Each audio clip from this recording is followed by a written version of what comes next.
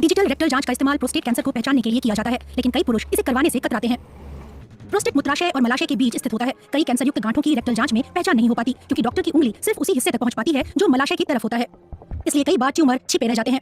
कई बार हाथ से की जाने वाली जांच से सिर्फ आखिरी चरण के ट्यूमर ही पकड़ में आते हैं। आखिरी स्टेज के प्रोस्टेट कैंसर को हम तुरंत पकड़ लेते हैं और दुखद है कि ऐसे कई मामले मिलते हैं। बर्नकूप नियमित रूप से स्क्रीनिंग कराने जाते थे, जिसमें रेक्टल जांच भी शामिल थी। पहले तो जांच में कुछ नहीं मिला था, लेकिन फिर उन्होंने और टेस्ट किए और आखिरकार रिपोर्ट में कैंसर की पुष्टि हो गई। उनके मूत्र रोग विशेषज्ञ थॉमस क्वाक सिर्फ शारीरिक जांच पर निर्भर नहीं रहे और हर बार खून की जांच भी करवाई। हमने उनका पीएसए स्तर मापा। प्रोस्टेट विशिष्ट एंटीजन एक एंजाइम है जिसकी जरूरत शरीर को शुक्राणुओं की गति के लिए होती है। प्रोस्टेट कैंसर में प्रोस्टेट में बह रहे खून और बाकी तत्वों का तालमेल गड़बड़ा जाता है। इससे पीएसए का स्तर बढ़ता है और हमें कैंसर का शक होने लगता है। बर्नकूप के मामले में पीएसए स्तर ही उनकी बीमारी की पहचान का कारण बना। जर्मनी में नई चिकित्सीय गाइडलाइनों के तहत शुरुआती पहचान में अब पीएसए जांच की अहम भूमिका है। हमने सभी वैज्ञानिक प्रमाण जुटाए और उनका विश्लेषण किया, खासतौर पर उच्च गुणवत्ता वाले अध्ययनों का। अब मुख्य सिफारिश ये है कि इस प्रक्रिया की शुरुआत पीएसए टेस्ट से हो और जिन मरीजों में प्रोस्टेट कैंसर का खतरा दिखे उनकी एमआरआई जांच भी की जाए।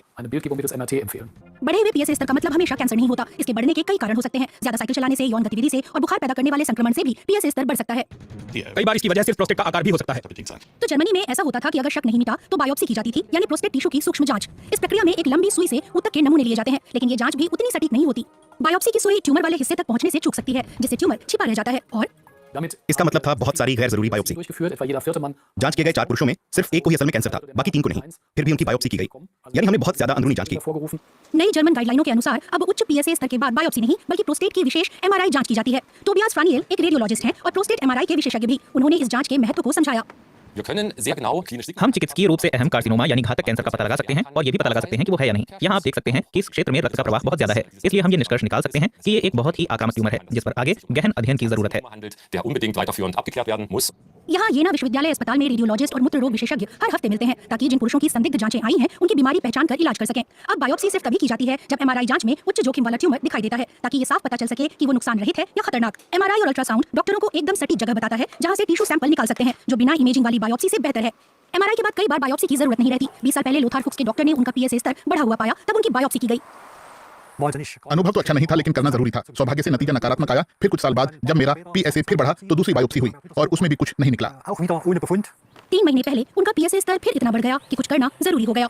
लेकिन इस बार नई गाइडलाइनों के तहत एक और बायोप्सी की जगह एमआरआई की गई और स्कैन में उनके प्रोस्टेट में कुछ भी असामान्य नहीं दिखा। यहाँ भी हमें कोई घातक ट्यूमर नहीं दिख रहा, इसलिए हम भरोसे के साथ कह सकते हैं कि ऐसा कोई खतरनाक ट्यूमर नहीं है जो आपकी जान ले सकता हो। पुरुषों के लिए इसका मतलब है कि हम गैर जरूरी पड़ताल और इलाज को कम कर रहे हैं, यानी अब हर बढ़े हुए पीएसए वाले प्रोस्टेट की बायोप्सी करना जरूरी नहीं है। बेहतर यही है कि सिर्फ संदिग्ध जगहों की ही बायोप्सी की जाए। जब मुझे रिपोर्ट मिली कि सब ठीक है, मुझे तो बड़ी राहत मिली। बर्नकूप की भी बढ़े हुए पीएसए की वजह से एमआरआई हुई, हालांकि उन्हें कैंसर था और सर्जरी करनी पड़ी।